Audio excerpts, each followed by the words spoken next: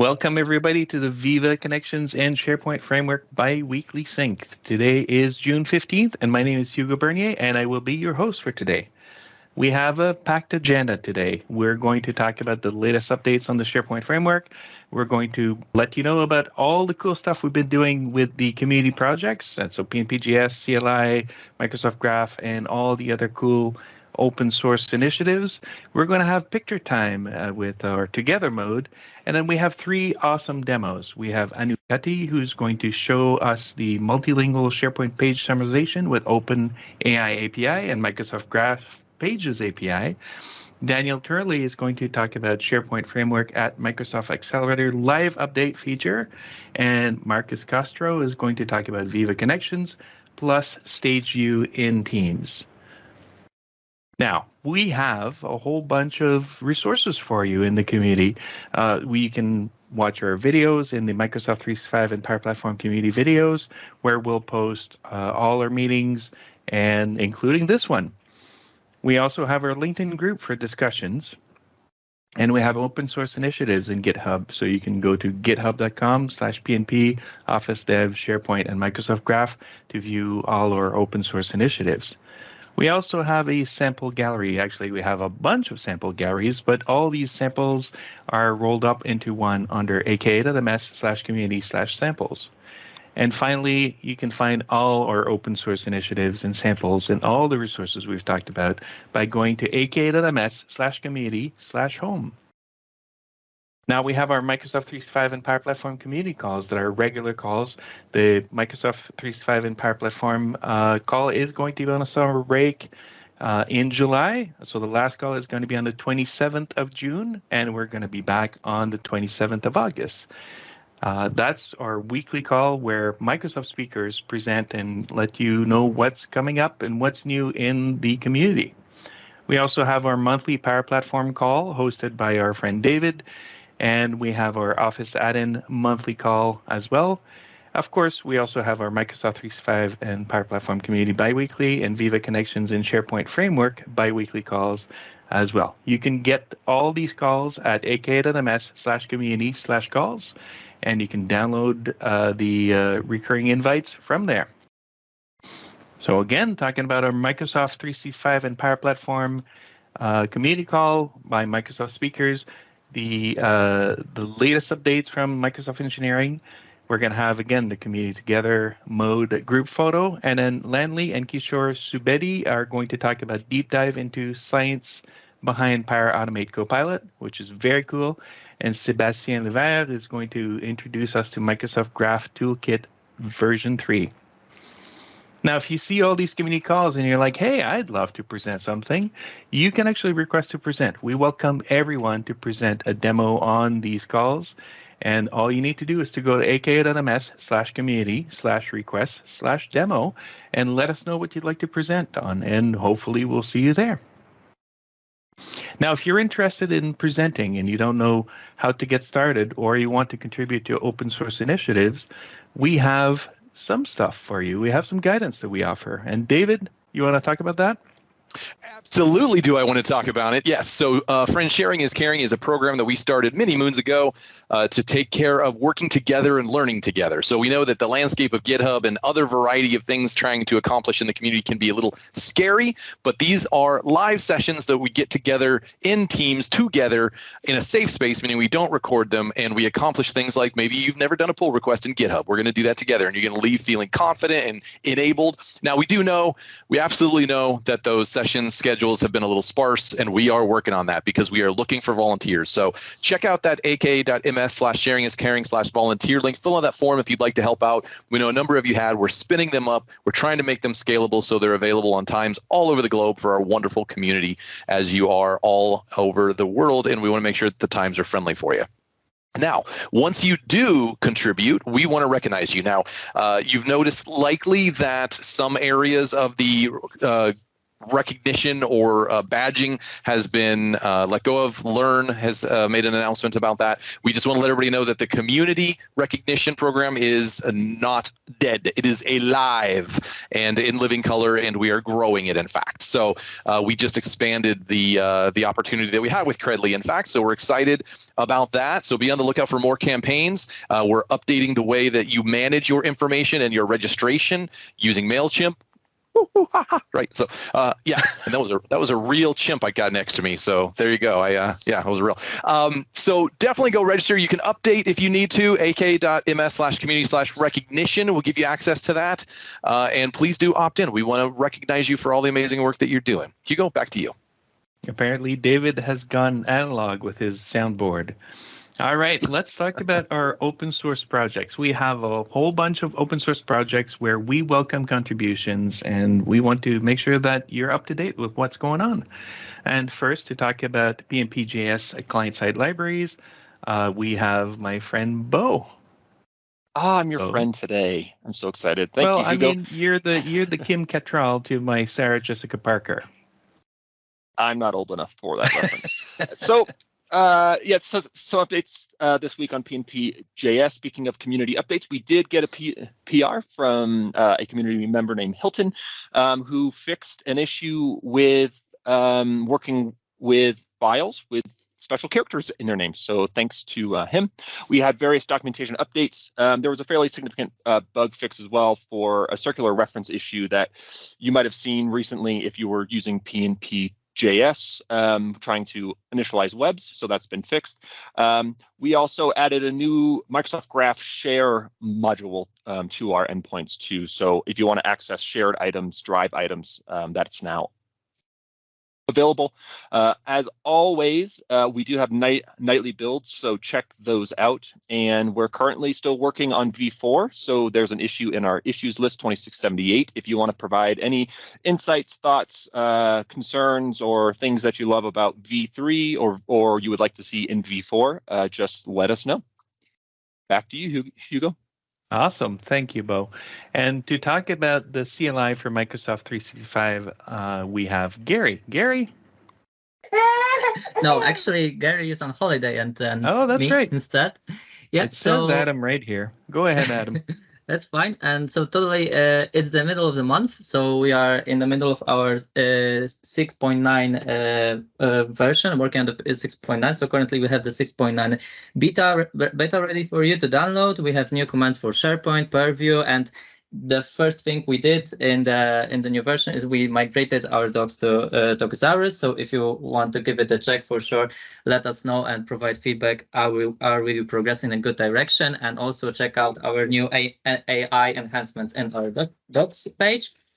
There were many other enhancements, like we counted more than 50 open and closed PRs in 2 weeks. So an enormous amount of enhancements. Thank you for all the awesome contributors and all your awesome work, and also to maintainers that process this. If you want to get a hold of the latest beta, you can do it using npm install with the @next tag, and we also support Docker with the @next tag as well. Check out the release notes at the aka.ms/cli-m365/notes. And if you want to join and opt in, join our community, join our Discord server to ask any kind of question or just chat with us in a safe place. And be sure to check out repo to work with us and to help us shape this product together. Okay, thanks. And then I'll talk about the reusable SPFx controls. All right. So our reusable SPFx controls are controls that you can use in your web parts and in your property controls, and they look professional. And you don't have to rebuild all these controls by yourself because some awesome people in the community have done so for you. So we have the React Controls 3.14 that was released on the 19th of April, and we have the Property Controls 3.13, both of which support SPFx 117, and we have some cool enhancements. We want to thank everyone who have contributed to the SPFx controls. You can go find out more information at the links that are provided here, and join us at Twitter at M365PnP Controls. And now to talk about the Viva Connections Toolkit, we have my friend Adam.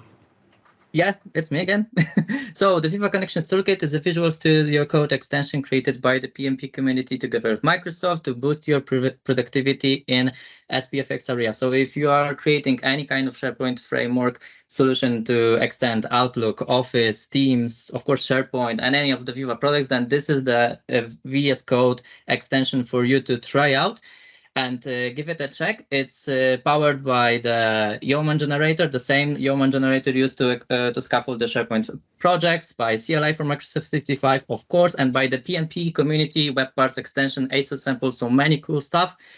We already have a V1 major release, so it's ready for you to be downloaded from the VS Code Marketplace or directly for the VS Code extension tab. If you want to read more, get more information about the full capabilities about this product, be sure to scan that QR code at the bottom right corner to read the blog post with all the features about this product. It will help you scaffold a new project, not from scratch, but also from a given sample. So you have a kickstart, upgrade your solution, validate, deploy it, package, everything. And we already have a roadmap for the V2.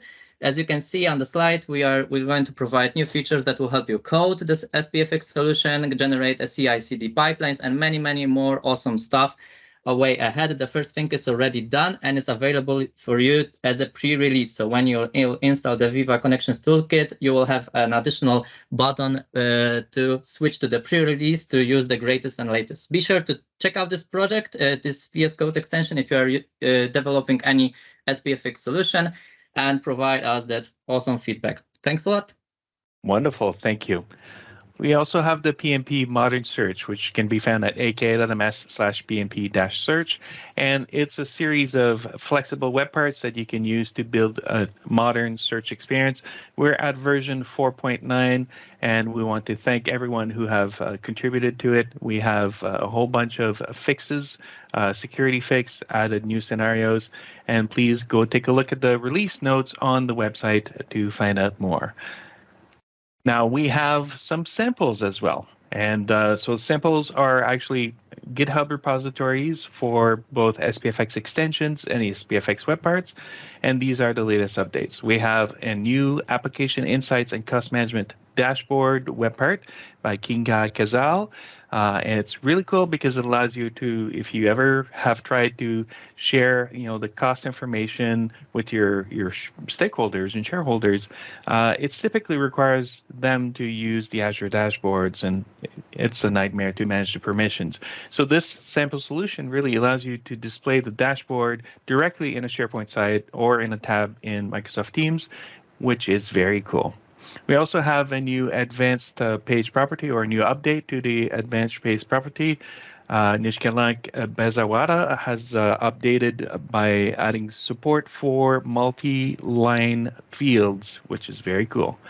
Kale Mansi Kanyemi has also updated the RSS reader to fix bugs with the handlebar helper calls and initial feed service and direct feeds, which a lot of people had reported issues. So that was, I believe, 3 separate issues that Kale has fixed in one submission. The advanced comments box by Amory Thomas has been updated to SPFX 117. If you haven't looked at it, it's a great way to add really rich comment capability on a page. It's definitely awesome. And then finally, Rishab Shukla has created an invoice generator. That's a new web part that allows you to actually produce invoices from content in the list. And Rishab is a fellow Canadian who's new to the SPFX web part repository. I believe previously was making contributions to the extensions. So welcome, Rishab, and I'd like to thank everyone who have been contributing to the samples. Everyone is welcome. If you have a cool sample you want to share, please don't hesitate to submit your samples, and you will get a badge for your hard work. Now, we also have adaptive card extensions, and to talk about them, my friend David. Yes, thank you. So we have a bunch of education samples that have been created. We likely had seen those friends on all of those Tuesday calls with Jethro Seekers. He had been showing those off quite a bit, so they have been approved and merged into there as official samples. So go check them out, and still love new samples. And we also have that ACE badge for you as well. So definitely take advantage of that. Hugo, back to you. Wonderful. Well, David, if you don't mind sharing your screen, we have optional picture time. And so this is your opportunity to turn on your camera and say hi to everybody. This is the proof that you were here if you need an alibi. But more importantly, it's a way to actually show to everyone how awesome this community is. And I didn't realize the avatar showed up in the picture to get the together mode. That's awesome. They do, yes. Excellent. So we got a few more spots. Look at those filling in. Excellent. Excellent. All right. Somebody's getting ready, practicing their cardio there, ready to go. I see Stephanie. Awesome. All right. We're recording. Let's give everybody a wave. Woohoo. Woo. So Joel, Thanks y'all looking everyone for being fantastic. awesome. Yes. All right. We're adding more. Perfect. Some more, even Thanks, better. everyone. Awesome. All right. Take it back over. Thank you. All right, our next presenter is Anoop Tatti, who's going to talk about multilingual SharePoint page summarization using OpenAI API and Microsoft Graph Pages API. Anoop, the floor is yours. Feel free to take over the screen. All right. Thank you very much, Hugo. Right. So this presentation is about using OpenAI API in SPFx projects. My name is Anoop. I'm an MVP developer at Content Cloud based in the UK, and those are the links to my social profiles, so you can follow me on those platforms if needed. Right. So the agenda for today is start with an introduction, then move on to the demo, take a look at the overview of the OpenAI API, how to set it up, how we can integrate that with SPFx, a couple of use cases, and then the code walkthrough. And then we'll conclude. So AI, it is everywhere. So you open your Twitter feed or LinkedIn feed, you see a lot of posts about artificial intelligence these days. It is helpful to us in many ways. Take, for example, Copilot that have been launched by Microsoft or will be launched by Microsoft. GitHub Copilot, that's already there. We've got ChatGPT. So these are the different examples which you have already heard of. That use AI, and APIs are provided for us in order to use AI in our applications, and we will use those APIs in SPFx projects, and that's what we'll be looking at today. So let's look at the demo first and then move on to the code. So if I just go into my dev tenant, what we have here is a page in SharePoint, which has got some text content, some images, and some text content again. So it's just a normal news article. So what I'll do is I'll just go ahead and edit this page and add a web part, which is called Summarize, and then republish that. And basically what this does is this web part gives us a multilingual summary. So in English, French, Spanish, and Swedish of the text content that is present on the page. So basically we use OpenAI. We send the text content to OpenAI, ask it to give summary in 4 different languages, and this web part displays the summary in 4 different languages. So now that we have had a look at the web part, let's take a look into the details of the web part itself. So you might have heard of OpenAI and Azure OpenAI. There are some differences to it. So if you just go on the internet and search for differences between OpenAI and Azure OpenAI, you will come to know what they are. The main thing is both OpenAI and Azure OpenAI provide us APIs which we can use in our projects. So in this particular demo, we'll be using the APIs provided by OpenAI. However, the same can be changed to use Azure OpenAI APIs instead.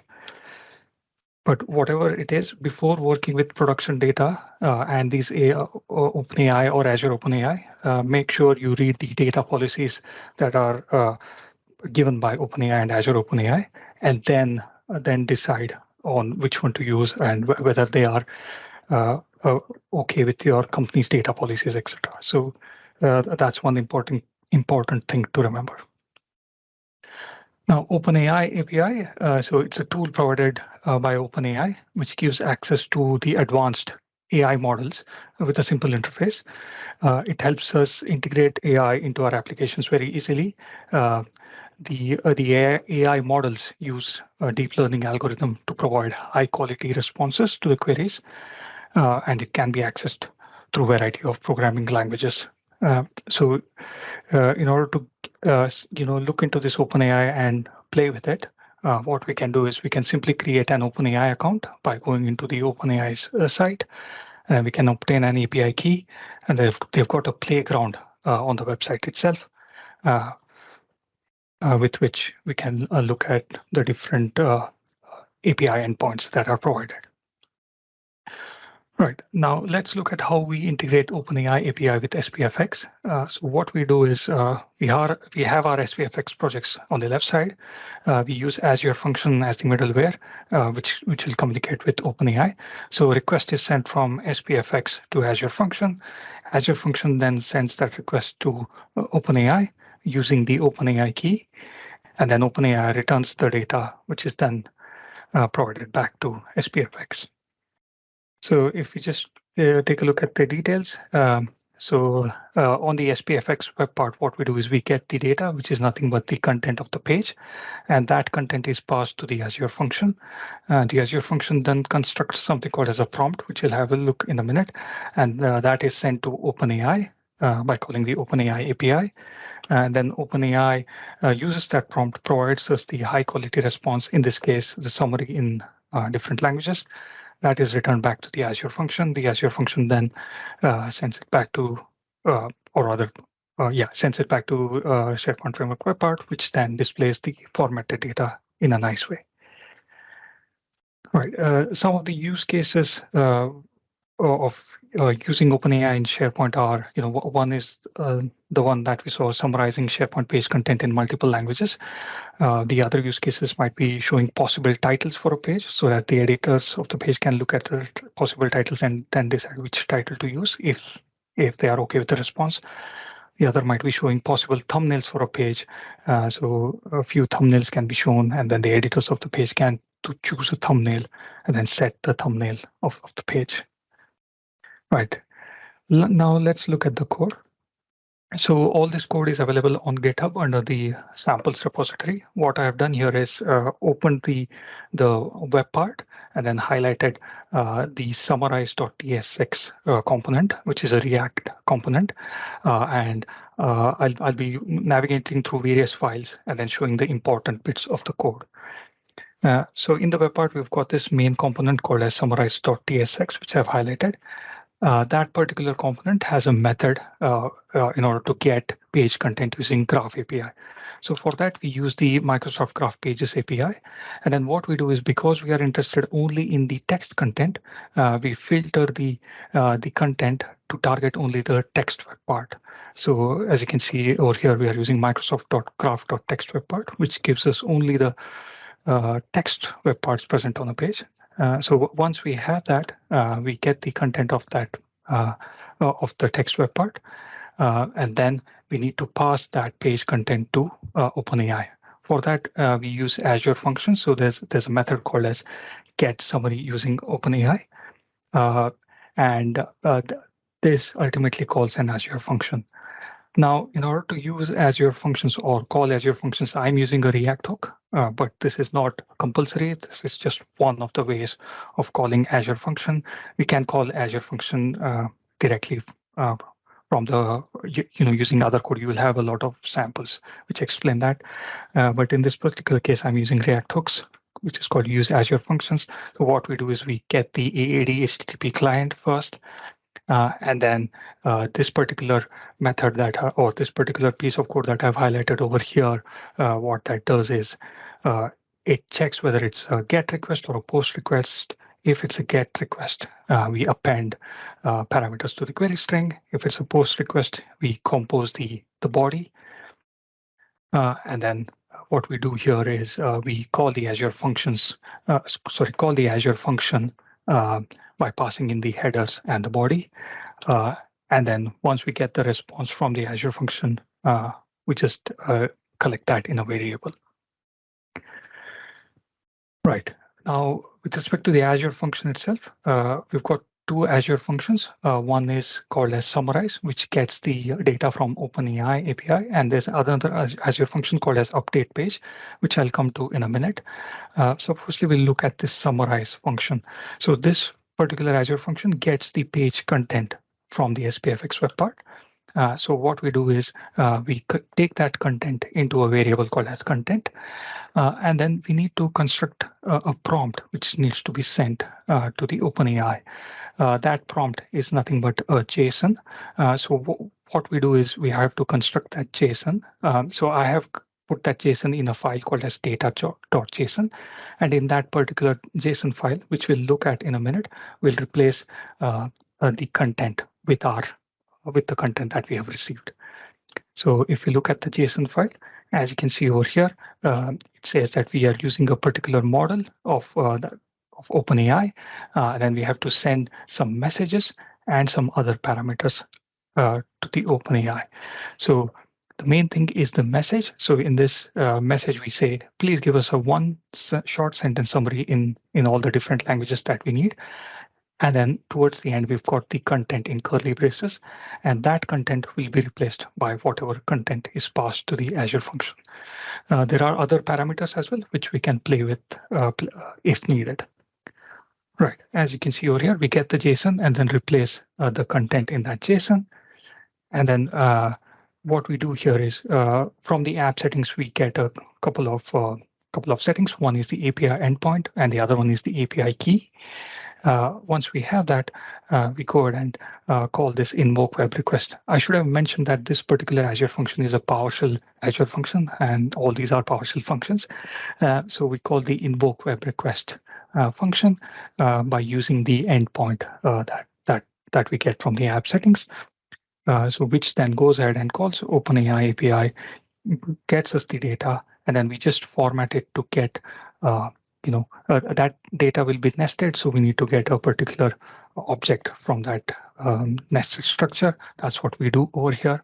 And then once we have the summary, we return the summary back to SharePoint. Now, we don't want to do this every time someone goes ahead and opens a page, right? So that's why what we do is once we get the summary, we store that summary against a column of the page. So the metadata of the page is updated with this summary. And how do we do that? Of course, we use PnP PowerShell to do that. So there's another Azure function called as update page. This function gets called once the summary is returned back to the SPFx web part. So what we do in this Azure function is simply go ahead and connect to the site. So if we are debugging locally, we have to use client ID and client secret. But if we have deployed this in the cloud, there are a few options. We can use managed identity as well, which I quite like very much. So yeah, we connect to the site, and then what we do is we use we get the page item and then call the set PnP list item function, which goes ahead and updates the value of the column. In this case, the column is summary, and we update it with the summary that we have got from OpenAI. And once we update the metadata, we go ahead and publish the page. So that's it from code side. And in summary, OpenAI provides us with some APIs. Provides us some APIs. We use those APIs in SPFx projects. Azure OpenAI provides us APIs as well, which can be used instead. And there are other scenarios to explore. Here are the resources that were used. And with that, I hand it over to you, Hugo. Thank you so much. This is a great example. Definitely putting a lot of cool tools together. I'm going to have to watch this demo again, but slow down a few times to make sure I understand everything. All right. So now to talk about the SPFx framework at Microsoft, Accelerator Live Update feature, here's Daniel Turley. Daniel? All right. Thank you, Hugo. All right, hi, my name is Dan Turley, and I'm a full stack developer at Avanade. I've been working with SharePoint for over 10 years, starting with SharePoint 2010, most recently as part of the Productivity Studio at Microsoft, utilizing SharePoint framework to build business apps.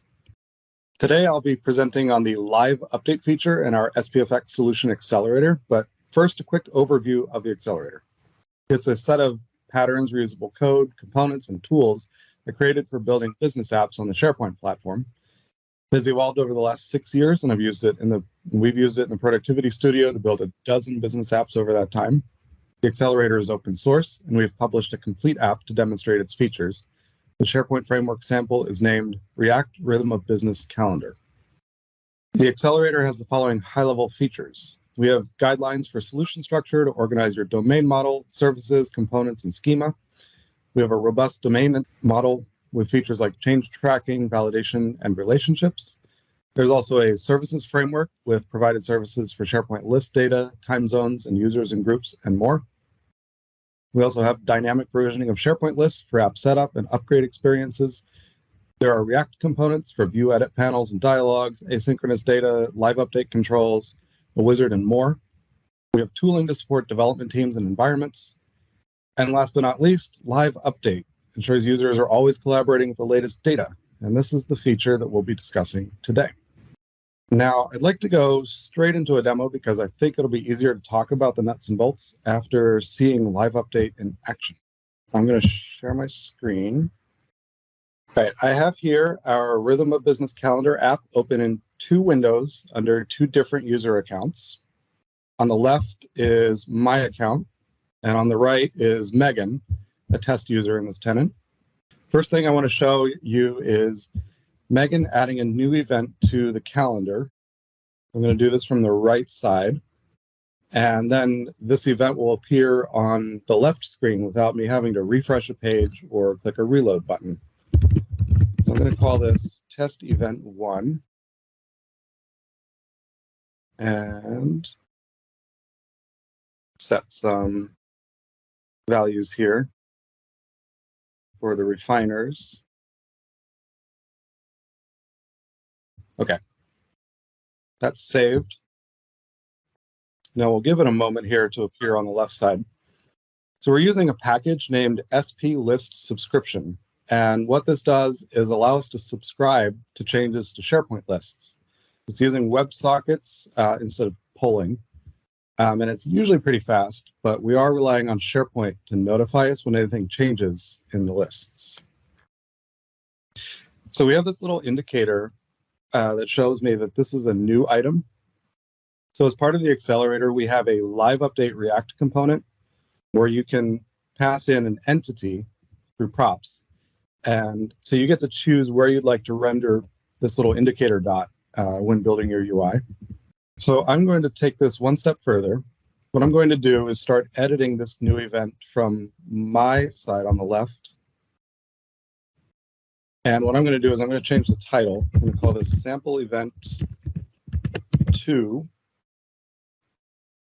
And then I'm not going to save this on my screen. What I'm going to do is go back to the right side, and I'm going to have Megan edit this same event. And she's also going to change the title. She's going to call this Showcase Event 3. And she's also going to change the team because I want to show you something else in a minute. And I am going to have Megan save these changes. So remember, I have this open. I'm currently editing this record in my window. And Megan also has this record open and is editing and is going to save. All right, so the live update came through. What we see in the corner, it says that the record was updated. And if I click on this, I can see who recently made the updates and when. Now you'll notice that the title field didn't change to Showcase Event 3. Still has my value in there. Why is that? So this little indicator here will tell me who else has recently changed this field. Now the reason was because I was also editing the field. And so if you click this little icon, you get the pop-up. And what we see here is 3 versions of the field value. First, we see what I was editing, what changes I made a moment ago. We also see what Megan made a minute before that. And then we also see the original value before any of us started making edits.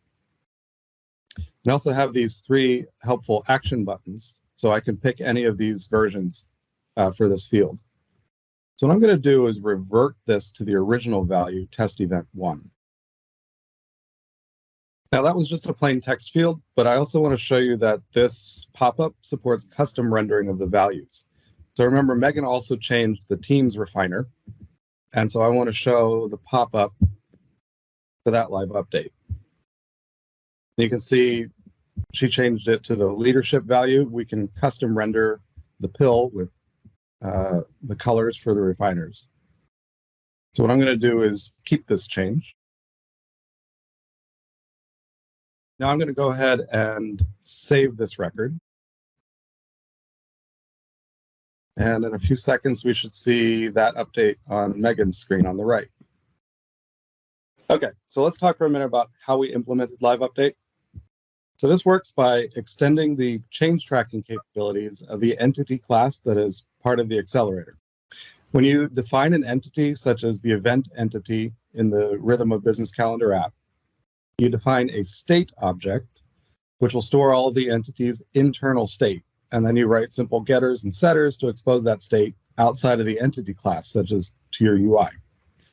When the current user decides to make edits to an entity, we take a snapshot or a copy of that internal state so that we can compare the before and after values for each field. That's how we implement basic change tracking. Now for Live Update, we actually have the possibility of creating yet another copy of that internal state. We do this when SharePoint, using that SP list subscription package, notifies our code that a list item has changed. So in the scenario where the current user is making edits to an entity, and another user has also made and saved edits to that same entity, we will have 3 versions of that internal state. The first version is the current version, which is the edits the current user is making. The second version is the snapshot version. This is what is currently saved to the SharePoint list, which includes the other users' recently saved changes. And the third version is called the previous version, which I like to refer to as the state of the world before anybody started making edits. And now that we are tracking these 3 different versions of the state, we can build UI components that can compare the values of individual fields across each of these states. So we can show the user their current edits, along with any other edits other people have made, and the original values before anybody started making edits. So how do we build a UI using Live Update? So on the left, you'll see a live text component. And this is part of the Accelerator. And this one takes an optional label, the entity, and the name of any property you want to watch on that entity. And you can provide a render function as a child element of the component. So this is how you can custom render the display value. It automatically renders the Live Update icon next to the label. And on the right, you'll see an example of a live text field. We have live components built with React for every major input control: text field, toggle, date picker, dropdown, etc. And they're mostly simple wrappers around the Fluent UI components. So all of the regular props can be used, and you should be able to easily build your own wrapper around any other controls. There's even a live relationship component, which enables you to render experiences around entity relationships, such as if a child item was recently added or deleted, or even just reordered. All right, that's all I have for today. Thank you so much. Back to you, Hugo. Thank you for your cool demo. All right, so our next demo is Marcus Castro. Marcus is going to talk about Viva Connections plus stage views in Teams. Marcus, when you're ready, take over the screen. Okay, so first about me. My name is Marcus Castro. I'm a senior product manager and I work in Microsoft Teams. And today I'm going to present about stage view with Viva Connections and a custom ACE card that I have built for some customers. So the scenario is Viva Connections admin. I want to pin multiple Microsoft forms in the dashboard. So we had some customers that had about 12 different Microsoft forms. So as you can imagine, there are some problems with that approach.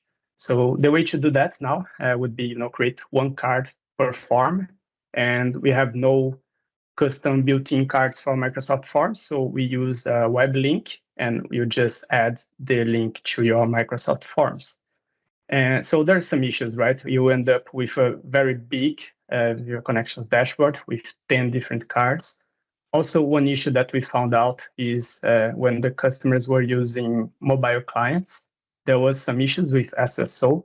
So when you open Microsoft Forms, users would be asked to authenticate, and then they would be able to respond to the Microsoft Forms. And that would work without authentication for 1 week or so, and then they would need to authenticate again, and so on.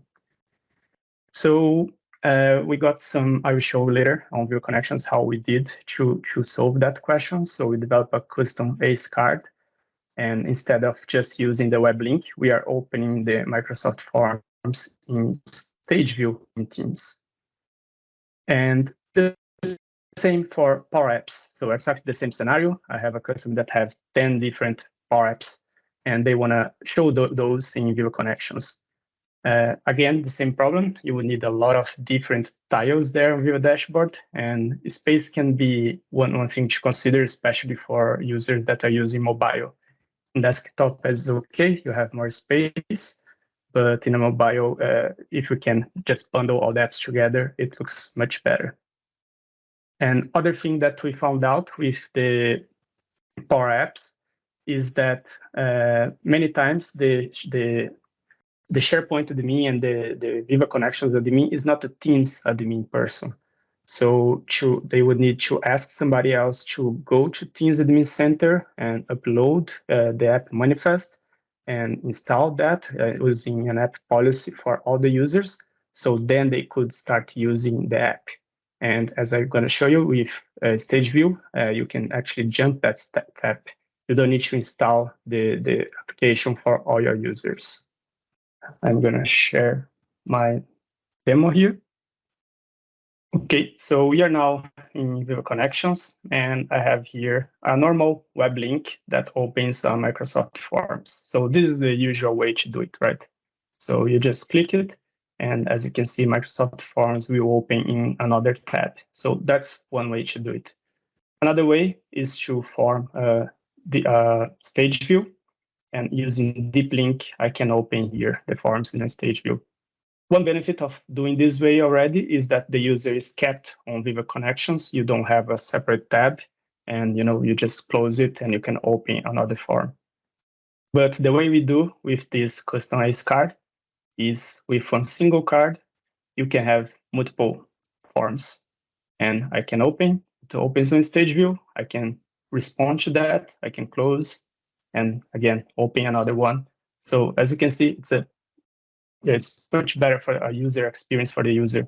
I can also, if it's not a Microsoft form, it's just an external URL, then okay, the user will be redirected to that external URL. On Power Apps, the same thing. So I can just have a web link and just open the app in a separate tab, and that works like this. But one better approach would be opening stage view. This actually, I'm actually publishing the Power Apps in Teams and redirecting the user to that Power App. So as you can see, the load time is bigger. And if the user has to do something else on Viva Connections, I have to go back. And again, it's just waste of time for the user. Another approach that you can do is using stage view. So you just directly open the app here in stage view. So again, the user is kept here on the context of Viva Connections, and he doesn't have to somewhere else to go back here to Viva Connection. And another approach is use our custom ACE card.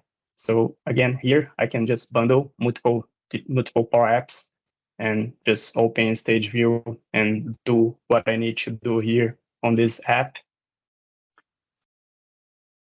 So if I need to raise an incident, I can go here and I can close, and I can just go to another app and do whatever I need again and just close. And I'm kept here on Viva Connections. Other benefit of using the stage view is I'm going to switch users now. So I have one user that does not have installed one Power App, right? So I have this incident app. And if I use the traditional approach of just redirecting the user to the app, it's going to ask the user to install the app. But if I use the same approach, but using stage view, so actually the app opens and the user doesn't even have to install the application. So again, I don't need to chase the Teams admin to go there and install and use application policy to install that for every user. It just works. Okay, let me share my slides back again. And yeah, just to show you how the structure of this customized card works. So basically it's just a SharePoint list, and we have only 4 columns, a title, an image, a description, and a link. The link is multiple lines of text, just because sometimes with Power Apps you have a bigger URL, so more than 255 characters. So the hyperlink column doesn't work for this scenario. And basically that's the configuration that you have to do. You just have a title for the card, a description, and just the site URL and the grid of the list. And that's it. You just add there your URL of your Microsoft Forms or the URL of your Power Apps, and that's going to work. So it's pretty simple. And that's how we generate the stage view. It's kind of a science here. So basically, you have to sign that you're going to open a stage. And for Microsoft Forms, this is the ID of the Teams app for Microsoft Forms. And then just this is the URL of your forms. So if you try to do that yourself to open stage view, that's what you need to do if you want just a single card. But if you use our custom ACE card, it does that for you. And the same for Power Apps, just the app ID that changes. So this is the app ID of the Power app in Teams. And if it's any other URL, it's just going to redirect the user to a separate tab, and it won't change anything. So yeah, that's it from me. It's already live there on our samples. You can get here on the chat the links. And also, we deep link generator app, one colleague of mine actually created, and just helps building these stage view URLs. So it works with a SharePoint page, with Microsoft Forms, with Power Apps. You just sometimes just add the ID of the app or the Forms URL, and that's going to generate the stage view link for you. So if you just want to send that to a chat, for example, you can just use this deep link generator, and it's a lot easier than do it manually yourself. Okay, yeah, that's it. If you have any questions, just send here on the chat, and I'll be happy to answer. Thank you so much. You definitely have to share that link as well for the deep link generator. So I would like to thank all our presenters, Anoop, Daniel, and Marcus. Great job. Everything that you showed was awesome. We really appreciate it. Now, if you'd like to give us some feedback on how these calls are going, please rate the call, the content, provide input on how we can improve. You can go to aka.ms/community/calls/feedback. And if you want to have more discussions with us, you can definitely join our official Discord server where you can connect, learn, and collaborate. You can scan the QR code here, or you can go to our URL at aka.ms/community/discord. With that, I'd like to thank everyone for attending. The recording for this call will be available in about 24 hours on the Microsoft 365 and Power Platform Community YouTube channel at aka.ms/community/videos. Please don't click on the link in the chat because if you're not a Microsoft employee, you won't be able to access the recording. But again, we will post it in YouTube for you in 24 hours. Feel free to follow us on Twitter at Microsoft365Dev and at Microsoft365PnP. And our next Viva Connection and SPFx call will be on June 29th. And our next Microsoft 365 and Power Platform community call is going to be on June 22nd. All community calls are available at aks.ms/community/calls. And with that, thank you, everyone. Have a great day.